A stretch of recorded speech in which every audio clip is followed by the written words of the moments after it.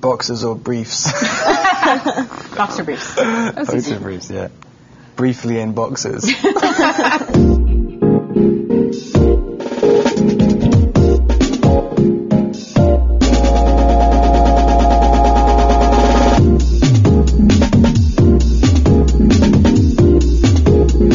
Welcome to Movie Phones Unscripted. I'm Robert Pattinson, this is Stephanie Meyer, and that one's Kristen Stewart.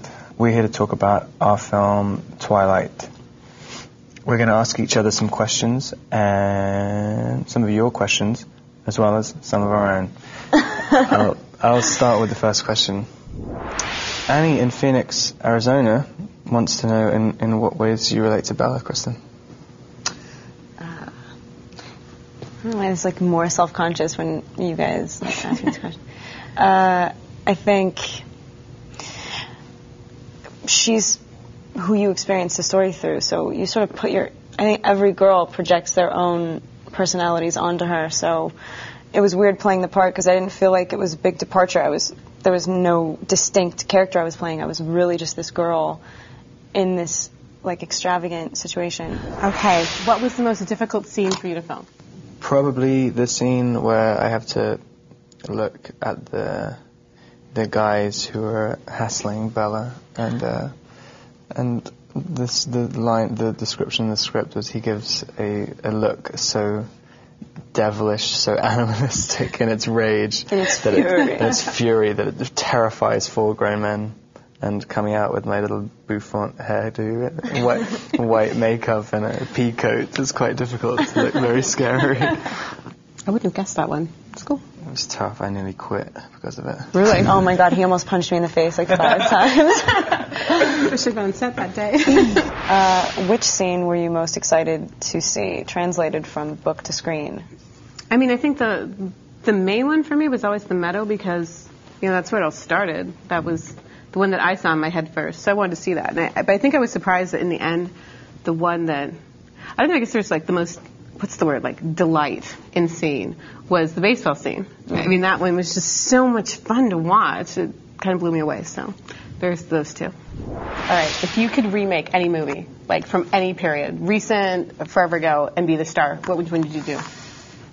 I would love to have been the voice of Mowgli in the Jungle Book. Tell us one thing about yourself that most people don't know. I'm really cool. We're so lame. Oh my God, you cannot do this. I tell everybody the one thing people don't know is I tell everybody everything all the time. Well, maybe people do know that because I keep telling them everything. I've already repeated myself. I start repeating myself to people who I've met for 2 days. What has been your favorite experience since becoming an actor? I just gotta, I don't want to like entirely speak out of, I can't even talk about this yet because it's not I've just had like the greatest experience and I can't talk about it yet because it's not like a solid, who knows whether the businessmen are going to work out their business deals and get me on this movie, but I think I may play like one of the most iconic parts that I am acquainted with, that I love so much. It's like in one of my favorite books. I think I may have gotten that part, and that was like the first time. I've gotten a lot of parts in my life, but I'm never like, oh, I got a job, I just booked it. I'm always like, okay, they shouldn't have hired me. And on this one, I was literally like creeping up Laurel Canyon, getting back into the valley, and it just didn't fit. Like I was busting out of this little car. Like the energy, it did not like control. It was like the most elated moment of my life. I went to the meeting and he was just like, okay, we're going to do this together. And I was like, I just flipped. Probably that. Making that movie will be the coolest thing. Have you had any more dreams about Edward and Bella? If so, what happened? I had one.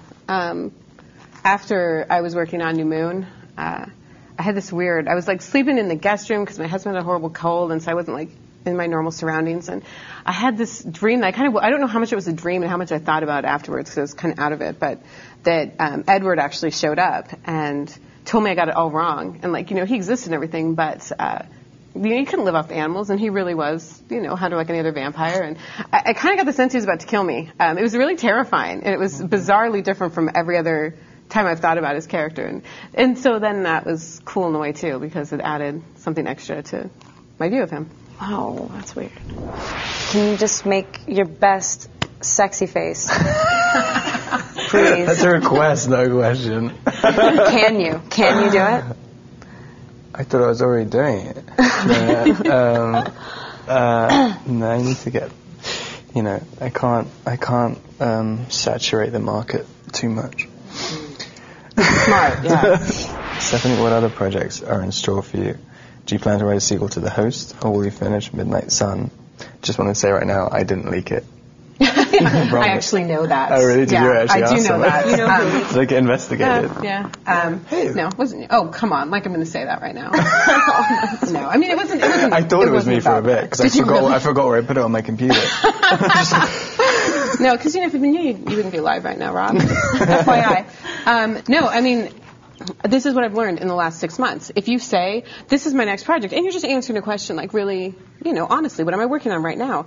All of a sudden people expect in 6 months they're going to be able to go buy this book on the shelf. And it doesn't work that way. First of all, it takes a lot longer than that. And secondly, I change my mind all the time. I'll start a book and be like, this sucks, I'm moving on, and do something else. I've got a lot of other projects, and right now I want to do something new. I don't want to do a world I've already done. I want to do something fun and different. But I'm not going to say, because it's not going to be on the shelves in 6 months. It's going to take 2 or 3 years if I can get home and actually work on something. Because I have things to do, Rob. Anyway. Kristen, Sarah in Portugal wants you to describe Robert in 2 words. In Portuguese. Ooh. Why 2? Why not just 1? Or 3? It's funny, because I know very well, better than anybody else, a version of Rob. I mean, because you have a very complete experience making a movie.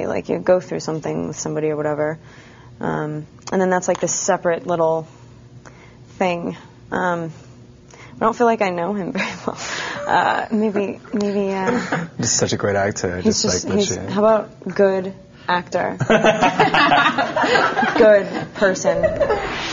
I think I've heard you say before that you feel like Bella's a pretty separate thing from you. What are the differences? Bella and I think completely differently. And, when I went to write this, it wasn't something I thought about, because I was just doing it for fun. But I think it's really natural that I created a character that let me live a life I didn't know. Because why would I want to write something that I've already experienced? I brought a few things that I experienced and added them in later. But really, Bella's 100% more mature than I was at that age. I was really sheltered, and she had to be the grown-up all the time. And I kind of admired that when I would see that in people around me. That's got to be hard. What is that like? My life is really easy, and hers isn't. And then she gets to have this, fantasy love affair, and she's just normal. That also did not happen to me. I dated all, the Mike Newtons and the Eric Yorkies in my life, and I never did even see an Edwards. So that was all part of this fantasy that I got to live for 3 months, and that was really cool. What were your personal experiences that you put in the book later? There's one that I just thought would be funny because I was writing a book about vampires, and the fact that I did pass out in biology because other people were bleeding all around me. I thought it was kind of hilarious for a vampire book, so that actually happened. What was the funniest thing that happened during filming? When you tried to pick me up off the floor and couldn't.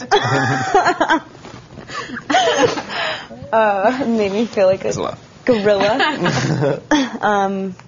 Rob pulled his groin that day. It was really problematic. And it's really quite funny. The outtake is really very funny. Thank you, Kristen. Thank you, Stephanie. Thank you, Rob. It's all right, no problem. Thank you to Movie Phone, and thank you for watching and sending in your questions. Please check out our movie Twilight. It's much more interesting than this interview. Yeah.